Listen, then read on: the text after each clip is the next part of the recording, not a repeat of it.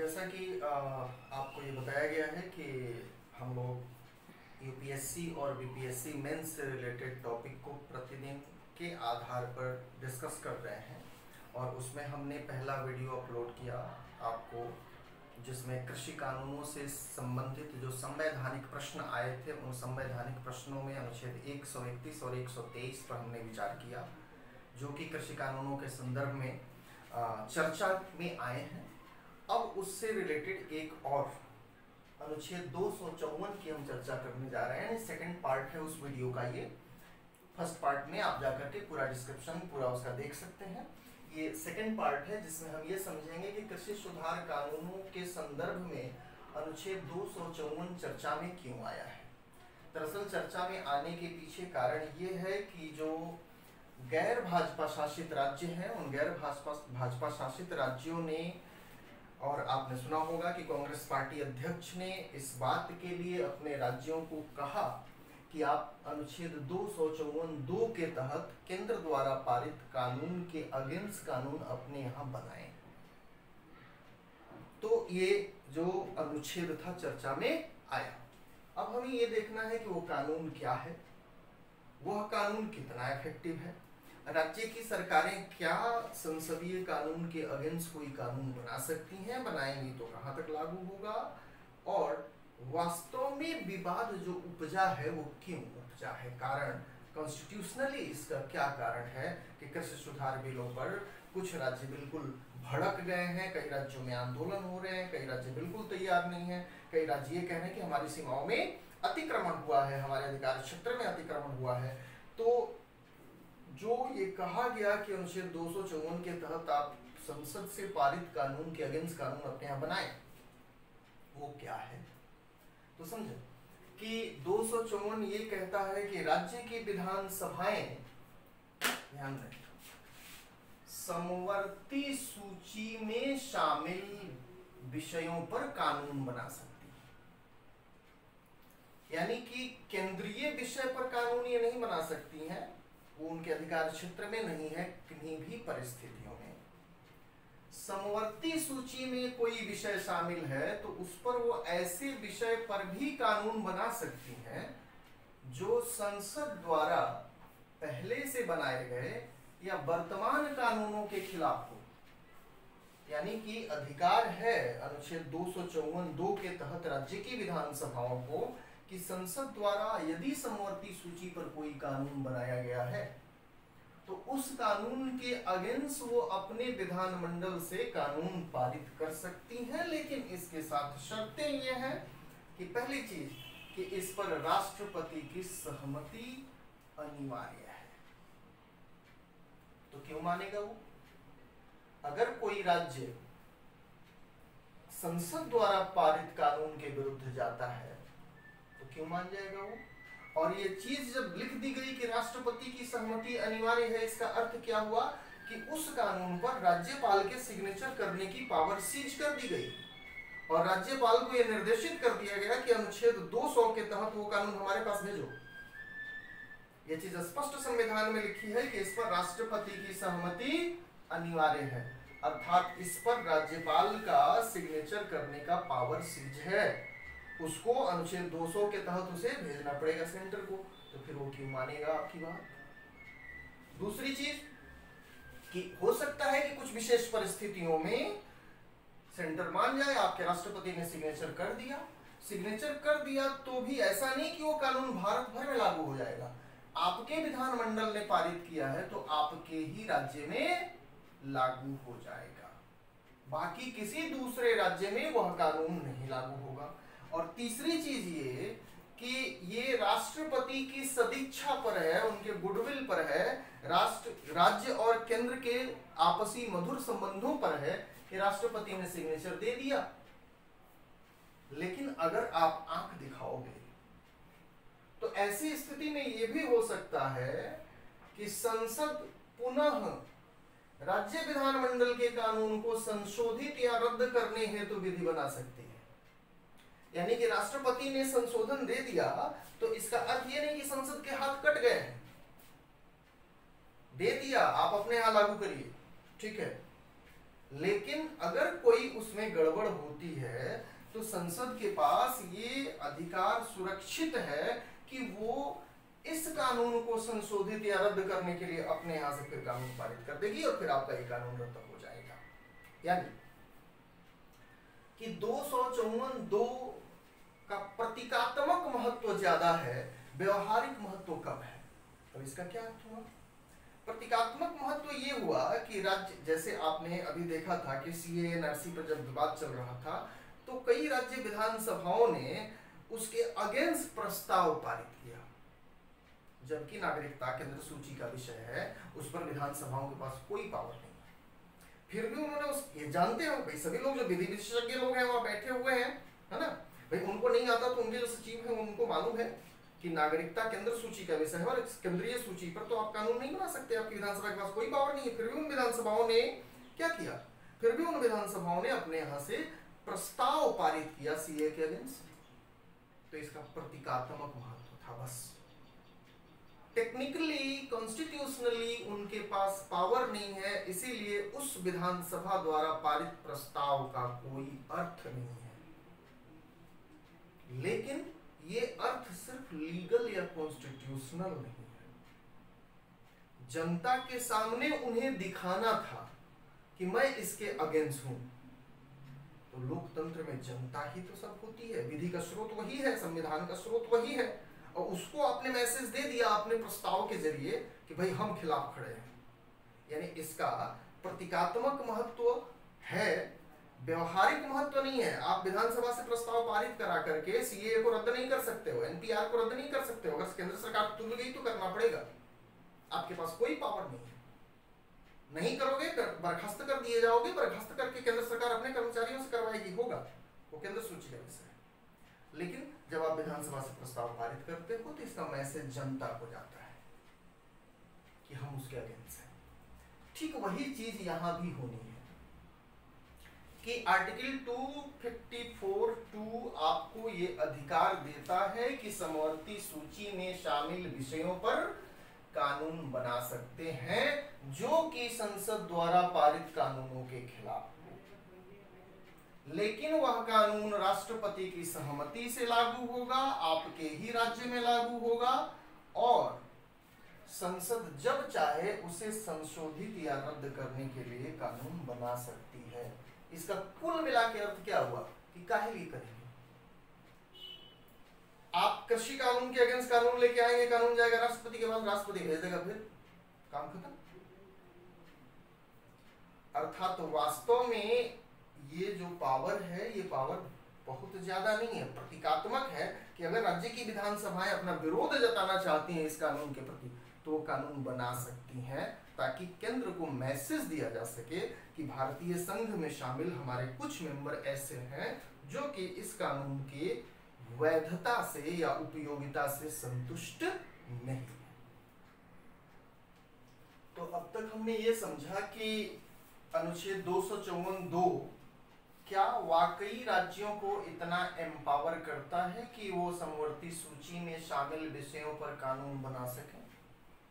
उसमें कितनी वैधता है, कितनी व्यवहारिकता है, उसको हमने समझा। अब जो मूलतः विवाद जो उपजा है, उस विवाद का कारण क्या है? तो विवाद का कारण कॉन्स्टिट्यूशन में कुछ ऐसी चीजें हैं जिनको शायद उस वक्त नहीं सोचा गया होगा कि ये विवाद का कारण बन सकती हैं, लेकिन आज वो बन रही हैं। हमारे कॉन्स्टिट्यूशन में ही जो केंद्र और राज्य के बीच अधिकारों के बंटवारे के लिए सूचियों की व्यवस्था की गई है, उसमें आपने देखा कि 254 का संबंध इससे है, समवर्ती सूची से है ना। तो राज्य सूची, केंद्र सूची, समवर्ती सूची की व्यवस्था की गई ताकि भाई आपस में दोनों लोग टकराए नहीं। आप अपने एरिया में विधायन करिए, टैक्सेशन करिए, आप अपने एरिया में विधायन करिए, टैक्सेशन करिए, कोई देर न अपना आपके जो अधिकार हैं उनमें आपस में ओवरलैपिंग न हो, इसके लिए इन सूचियों की व्यवस्था की गई। लेकिन हम देख रहे हैं कि ये ओवरलैपिंग अब हो रही है। अब पहले हम बात कर लें, चूंकि 254(2) का संबंध समवर्ती सूची से है जिस पर कि दोनों विधायन कर सकते हैं, और ये भी स्पष्टता है कि अगर दोनों विधायन करते हैं तो केंद्र का ही कानून अभिभावी होगा, प्रभावी होगा। तो समझें, trade and commerce, production, supply and distribution, सभी चीजें, है ना। आप व्यापार वाणिज्य करते हैं, उत्पादन करते हैं, आपूर्ति करते हैं, वितरण करते हैं, किस चीज का?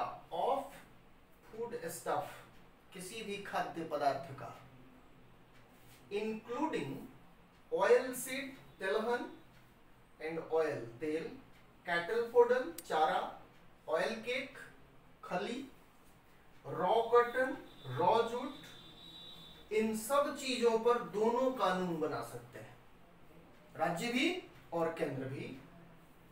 Trade, commerce, production, supply, distribution से रिलेटेड कोई भी चीज जो कि फूड स्टफ है, फूड स्टफ इंक्लूडिंग लिखा है कि including oil seed, oil cake, cattle fodder, oil cake, raw cotton, raw jute,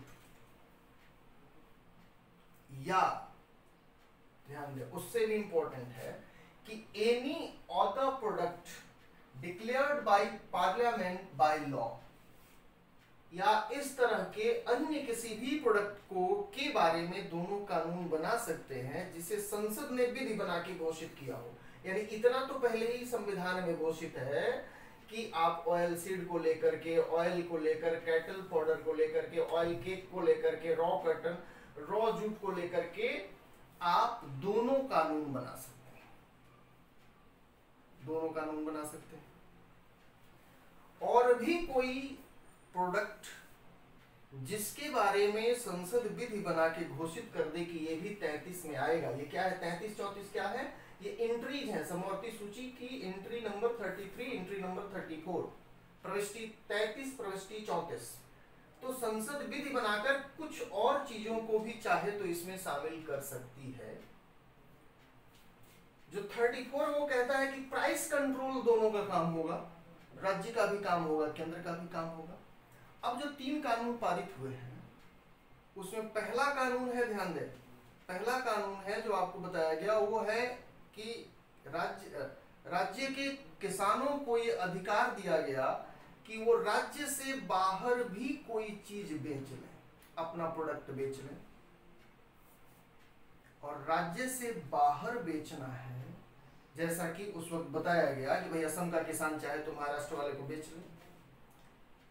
क्या अभी नहीं बेचता था? जवाब था कि नहीं बेचता था। क्यों नहीं बेचता था? क्योंकि उसको अपने रजिस्टर्ड एपीएमसी मंडी में ही जाकर बेचना होता था। रजिस्टर्ड ग्राहक है, रजिस्टर्ड खरीदार है, उसी को बेचना है। वो खरीदार उससे खरीद कर जहां भेजे, किसान डायरेक्ट नहीं बेच सकता था। तो ये किसमें गया? यहां देखिए, inter state trade and commerce, पहला वाला जो कानून है जो ये कहता है कि किसान अपने प्रोडक्ट को अपने स्टेट से बाहर भी बेच सकता है। तो वो किसमें गया? संघ सूची का विषय हुआ, inter state trade and commerce का विषय हुआ, यानी समवर्ती सूची में गया ही नहीं। कैसे मना कर सकते हो आप? दूसरी चीज, दूसरा कानून है वो कॉन्ट्रैक्ट फार्मिंग का है कि कॉन्ट्रैक्ट फार्मिंग में आने के लिए एक किसान को क्या चीजें चाहिए, उससे रिलेटेड दूसरा कानून है। अब कॉन्ट्रैक्ट फार्मिंग में ध्यान दें कि प्रोडक्शन है, सप्लाई है, डिस्ट्रीब्यूशन है, और ये प्रोडक्शन किसान को करना है, सप्लाई, डिस्ट्रीब्यूशन और ट्रेड एंड कॉमर्स ये दूसरा पार्टी संभालेगा। भाई किसान तो एक ही चीज संभालता है ना, वो प्रोडक्शन करता है, बाकी उसका ट्रेड एंड कॉमर्स करना, उसका सप्लाई का चेन बनाना, डिस्ट्रीब्यूशन के लिए पहुंचाना। हालांकि सप्लाई और डिस्ट्रीब्यूशन का सरकार का अपना भी सिस्टम है ना, एमएसपी और आपका राशनिंग वाला सिस्टम, लेकिन उस पर हम नहीं जाएंगे। हम चीजों को समझेंगे इस तरीके से कि trade and commerce, supply and distribution. तो ट्रेड एंड कॉमर्स तो लगभग टोटल निजी पार्टियों के हाथ में पहले से भी है। सप्लाई एंड डिस्ट्रीब्यूशन निजी के हाथ में भी है और पब्लिक हाथ में, मतलब कि सरकार के हाथ में भी है। अब उसमें करना क्या है कि ये जो दूसरा वाला कानून है वो इसके तहत आ सकता है, क्योंकि प्रोडक्शन, सप्लाई, डिस्ट्रीब्यूशन वगैरह सारी चीजें हैं। तीसरा है इसेंशियल कमोडिटी। इसेंशियल कमोडिटी में सरकार ने ये कहा है कि ये जो आलू प्याज वगैरह है, तेल वगैरह है, इसको हम इसेंशियल कमोडिटी से हटा रहे हैं, यानी कि इसका भंडारण किया जा सकता है। अब तेल तो इसी में है सीधे सीधे, यानी कि वो भी समवर्ती सूची का विषय है। तो तेल का, आलू प्याज जैसी कोई चीज इसमें है नहीं, है ना, लेकिन ये क्या कह रहा है, any other product declared by parliament of the law, वो भी हो गया, आलू प्याज भी हो गया। अर्थात समवर्ती सूची पर ये दोनों लोग कानून बना सकते हैं और 254 इस पर राज्य सरकार को भी अधिकार है। एक पहले वाले पे वो कुछ नहीं कर पाएंगे क्योंकि वो इंटरस्टेट चला जाता है ट्रेड, लेकिन उसमें भी उसका प्रोडक्शन नियंत्रित किया जा सकता है, क्योंकि प्रोडक्शन तो देश मतलब आपके राज्य में हो रहा है। आपके बिहार में मान लीजिए, बिहार का तो छोड़ ही दीजिए क्योंकि एपीएमसी यहाँ पे है ही नहीं, है ना। मान लीजिए पंजाब में प्रोडक्शन हो रहा है, तो पंजाब में प्रोडक्शन हो रहा है, प्रोडक्शन वाले के लिए कानून तो बनाया जा सकता है, वो राज्य सरकार भी बना सकती है। तो यहाँ पे क्या हो रहा है कि आप देख रहे हैं कि विषय जो है ना आपस में इंटरमिंगल हो रहे हैं। अब ये इसमें हमने दोनों को अधिकार क्यों दिया? क्या हमारे संविधान निर्माता बेवकूफ थे, उनको समझ में नहीं आया? ऐसी कोई बात नहीं है। जहां पर दोनों का सहयोग जरूरी था, केंद्र और राज्य दोनों का, उन्हीं विषयों को उठा के समवर्ती सूची में डाला गया कि भाई दोनों लोग मिलजुल के काम करो। अब ये बात अलग है कि दोनों लोग लड़ने पे भिड़ आए, तो भाई लड़ने के लिए तो कोई बहाना चाहिए। अब आ जाएंगे राज्यों के अधिकार पर। राज्य सूची में एग्रीकल्चर शामिल है, कृषि राज्य सूची का विषय है अनडाउटेबली, क्योंकि देख रहे हैं कि राज्य सूची कृषि से संबंधित कुछ चीजें समवर्ती में हैं, लेकिन कृषि नहीं है। कृषि राज्य सूची का विषय है, उसको स्पष्ट किया गया है कि including agricultural education and research, protection against paste and prevention of plants disease, यानी एग्रीकल्चर से रिलेटेड, ध्यान दें, एग्रीकल्चर, कृषि शिक्षा, कृषि शोध, पेस्ट कंट्रोल यानी कि कीड़ों को मारना, और प्लांट डिजीज के बारे में काम करना, ये सभी इंक्लूडिंग है। एग्रीकल्चर इंक्लूडिंग मतलब एग्रीकल्चर में क्या है ये नहीं बताया गया है, एग्रीकल्चर पूरा है, इंक्लूडिंग ये भी है ना, शामिल करते हुए, इनको शामिल करते हुए कृषि पूरी की पूरी राज्य सरकार के हाथ में है। और जो कानून बनाया गया है उसमें अब अगली चीज कि कृषि ही राज्य सरकार के हाथ में नहीं है। प्रविष्टि 14 एंट्री 14 कहती है कि एग्रीकल्चर राज्य के हाथ में है, और 28 एंट्री कहती है कि मार्केट एंड फेयर्स, बाजार और मेले, यह भी राज्यों के हाथ में ही रहेंगे। बाजार और मेले, एपीएमसी क्या है? बाजार है जो राज्य सरकारों द्वारा अपने अपने कानूनों के तहत संचालित हैं, उस पर राज्य सरकारें अपना अपना राजस्व भी अर्जित कर रही हैं, अपना सिस्टम बना रखा है उन्होंने। तो मार्केट एंड फेयर्स, मेले, ये भी राज्य सूची का ही विषय है। और केंद्र ने क्या कहा कि किसान अब एपीएमसी को हटाया नहीं, बार बार आपने सुना होगा कहा जा रहा है कि हम एपीएमसी और एमएसपी दोनों को नहीं हटा रहे हैं, हम सिर्फ किसान को ये स्वतंत्रता दे रहे हैं कि वो अपने मंडी से बाहर भी बेच ले। तो समझिए कि अपने मंडी से जब बाहर बिकने लगेगा सामान, किसान मजबूर नहीं होगा कि अपने ही में बेचो, कहीं दूसरी जगह भी वो बेचने लगेगा तो इनके मार्केट में आएगा। रीजन क्या है इसके पीछे कि इस मार्केट में किसान जब बेचने जाता है तो 12 to 14% उसकी जो उपज की बिक्री होती है, उस बिक्री का 12 to 14% फलाना टैक्स, धमाका चार्ज, फलाना चार्ज के रूप में मार्केट में ही उससे वसूल लिया जाता है। तो अगर ये 12-14% की बचत वो दूसरी जगह कर लेता है तो क्यों उनके यहाँ बेचेगा? और नहीं बेचेगा तो इनकी मंडी गई। यानी कि ये कानून बना करके, inter state trade and commerce पर कानून बना करके राज्य सरकारों के अधिकारों को या राज्य सरकारों के आर्थिक संसाधनों को भी छीनने की कोशिश की गई है, ऐसा राज्य सरकारों का मानना है। अर्थात आप देख रहे हैं कि जो पिक्चर उभर रही है उसमें देखिए एग्रीकल्चर के जो विषय यहां पर दिए गए हैं, समझिए विषय ये सभी विषय agriculture including agricultural education, research, pest control, हाँ, prevention of the plant disease, ये क्या कहता है, इनका मूल स्वर क्या है कि कृषि का विकास करना कैसे किया जाएगा, ये पूर्णतः राज्य सरकारें तय करेंगी। ये सभी विषय किससे हैं? कृषि विकास से हैं। और ये सभी विषय किससे हैं? कृषि व्यापार से हैं। बात समझ में आ रही है? ये एग्रीकल्चरल डेवलपमेंट से रिलेटेड विषय हैं जो राज्यों को दिए गए, और agricultural production and agricultural trade and commerce को समवर्ती में डाल दिया गया। तो हमारे संविधान निर्माता कंफ्यूज नहीं थे, कंफ्यूज हमारे वर्तमान लोग हैं जिनको ये बात नहीं समझ में आती कि हमारे अधिकार क्षेत्रों की सीमा क्या है।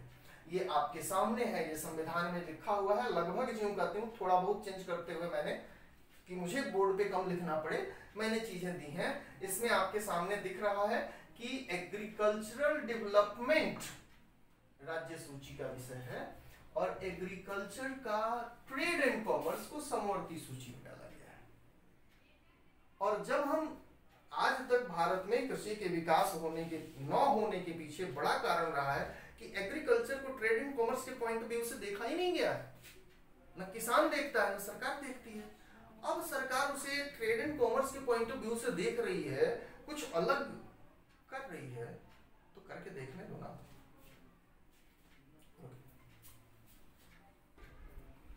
तो ये समझे कि इसमें मूल प्रश्न जो बन रहा है विवाद का, वह मूल प्रश्न ये है कि अपने अपने विषय क्षेत्रों की पहचान राज्यों को और केंद्र को करने में दिक्कत हो रही है। ये समझ नहीं बन पा रही है कि विकास किसका करना है, विकास किसके जिम्मे है, व्यापार किसके जिम्मे है। ये समझ क्यों नहीं बन पा रही है? क्योंकि कृषि का स्वरूप ऐसा है जिसमें इसको लेकर के कोई सर्वमान्य परिभाषा हमारे पास नहीं है कि कृषि पेशा है या ये कोई उद्यम है, व्यापार है। अगर ये पेशा है, प्रोफेशन है, ऑक्यूपेशन है, तो फिर इस पर राज्य सरकार के अधिकार प्रभावी होंगे,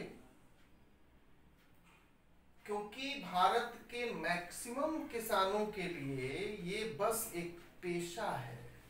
व्यापार के लिए वो खेती करते नहीं है, वो जीने के लिए खेती करते हैं। लेकिन मैक्सिमम 100% नहीं। कुछ तो ऐसे किसान हैं भारत में जिनके लिए ये कृषि व्यापार है। जहां से विरोध की सबसे ज्यादा लहर उठ रही है पंजाब हरियाणा, तो पंजाब हरियाणा के किसानों के लिए खेती आजीविका का साधन, खेती निर्वाह नहीं। उससे वो बड़े बड़े भवन अट्टालिकाएं खड़ा करते हैं। तो उनके लिए वो कृषि सिर्फ पेशा नहीं है, उनके लिए वो एक व्यापार है। और जब व्यापार की बात आएगी तो केंद्र के अधिकार प्रभावी होंगे, क्योंकि आप देख रहे हैं कि व्यापार वाला सारा सेक्शन समवर्ती सूची में है और समवर्ती सूची पर केंद्र ही प्रभावी होता है। आप बना सकते हो जैसा कि 254(2) में हमने देखा, लेकिन समवर्ती सूची पर केंद्र ही प्रभावी होता है। तो व्यापार वाला सेक्शन जो है वो समवर्ती सूची में है और आपके पेशा वाला सेक्शन जो है वो आपका प्रोफेशन टैक्स राज्य सरकारें लेती हैं। तो अब इसमें तय ये करना होगा कि कृषि को क्या माना जाए, कृषि को एक पेशा, एक प्रोफेशन माना जाए या फिर इसे ट्रेड इन कॉमर्स माना जाए। दरअसल है कृषि दोनों, ये दोनों है। बड़ी बड़ी कंपनियां इसमें उतर आई हैं, तो हम कैसे नहीं कह सकते, कैसे कह सकते हैं कि व्यापार नहीं है, सिर्फ पेशा है। बड़ी बड़ी कंपनियां इसमें काम कर रही हैं, तो ये तो सिर्फ पेशा नहीं रह गया। और भारत का मैक्सिमम किसान अभी चूंकि खाने भर के लिए खेती करता है, इसलिए हम ये भी नहीं कह सकते कि ये उद्यम है, ये पेशा है। तो बातें दोनों पलड़े में बराबर बराबर जाती हैं। अब इसमें कुल डिस्कशन का निष्कर्ष क्या निकलेगा कि वास्तव में अधिकार क्षेत्र के रूप में जो अधिकारों के बंटवारे की व्यवस्था की गई, उस व्यवस्था में मतभेद है। लेकिन उस मतभेद को दूर करने का तरीका 254 के जरिए, आप 254(2) के जरिए आए, कानून बना दिया। बनाने के बाद भी आप जानते हैं कि होगा क्या, क्या होगा उससे? काम रचनात्मक होना चाहिए। विरोध जताने के लिए विरोध करना विरोध का तरीका नहीं होता, रचनात्मक होना चाहिए। आफ्टर ऑल जो रिजल्ट है पूरे डिस्कशन का कि कौन प्रभावी कौन अभिभावी है, तो ध्यान दें कि अनुच्छेद 248 ये कहता है कि राज्य सूची और समवर्ती सूची में जिन विषयों का उल्लेख नहीं है उस पर कानून बनाएगा केंद्र, यानी अवशिष्ट शक्तियां केंद्र के पास हैं। और अभी आर्टिकल 33 को आपने देखा, उसमें एंट्री 33 जो समवर्ती सूची की एंट्री 33 है उसमें केंद्र सरकार ही प्रभावी है। भाई आप कानून बना सकते हो लेकिन कानून लागू किसका होगा? केंद्र सरकार का। तो 248 प्लस आपका समवर्ती सूची एंट्री 33, इन दोनों के आधार पर केंद्र ही प्रभावी है। और अगर जिस 254(2) की बात की जा रही है उसमें भी आप इससे पहले देख चुके हैं कि 254(2) में भी केंद्र ही प्रभावी है। आप बना भर सकते हैं, आप सिर्फ बना सकते हैं राष्ट्रपति तय करेगा कि आपको, तो 248 के आधार पर भी केंद्र प्रभावी, एंट्री 33 के आधार पर भी केंद्र प्रभावी, 254(2) के आधार पर भी केंद्र ही प्रभावी है। यानी राज्य अगर ऐसी कवायद करते हुए नजर भी आते हैं तो लीगली उनका कोई बहुत बड़ा आउटपुट नहीं मिलने वाला। लेकिन क्या तब इस विवाद को हम यहीं पे छोड़ दें? क्या हम इस चीज को क्लियर ना करें? भाई आगे भी तो ये विवाद हो सकता है, यानी समाधान की दिशा क्या हो?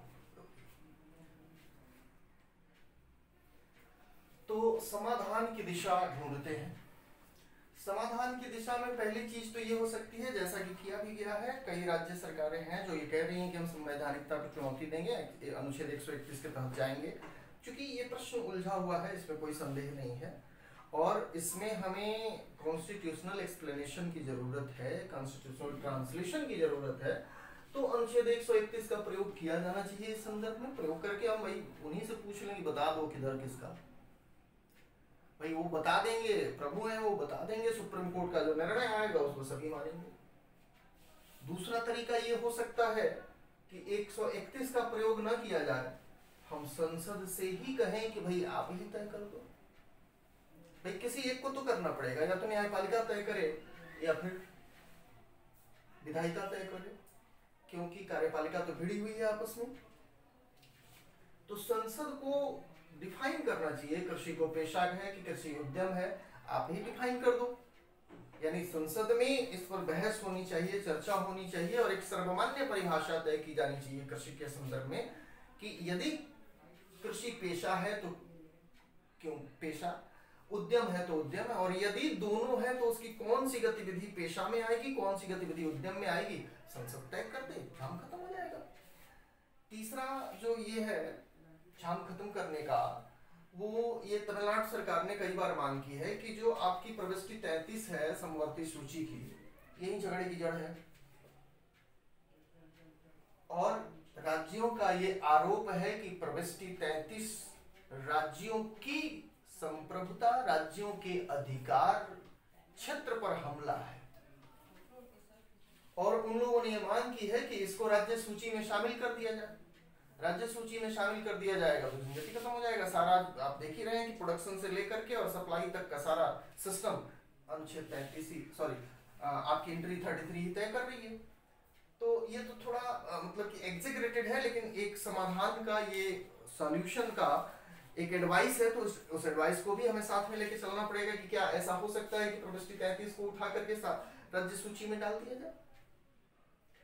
हो सकता है, लेकिन उससे दिक्कतें आएंगी। ये समाधान की बहुत उचित दिशा नहीं होगी, क्योंकि उससे दिक्कत आनी है।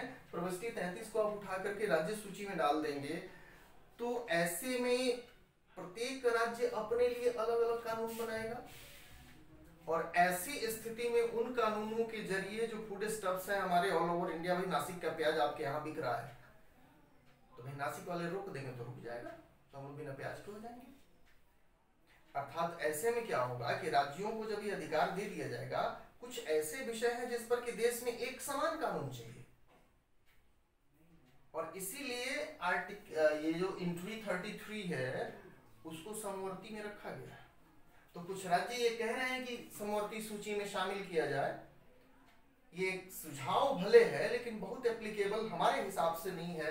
एप्लीकेबल हमें यहीं पर आके करना होगा, या तो संसद तय कर ले कि भाई आपका कृषि को क्या माना जाए, पेशा की उद्यम, और अगर दोनों मानना है तो कृषि के किन किन व्यवहारों को पेशा, किन किन व्यवहारों को उद्यम माना जाए, या फिर आर्टिकल 31 के तहत जाइए सुप्रीम कोर्ट और उससे कहिए कि आप ही क्लियर कर दो कि किधर किधर क्या, तो हम एक ऐसे समाधान तक पहुंच सकते हैं जो सर्वमान्य हो और इसका उपाय हो सके।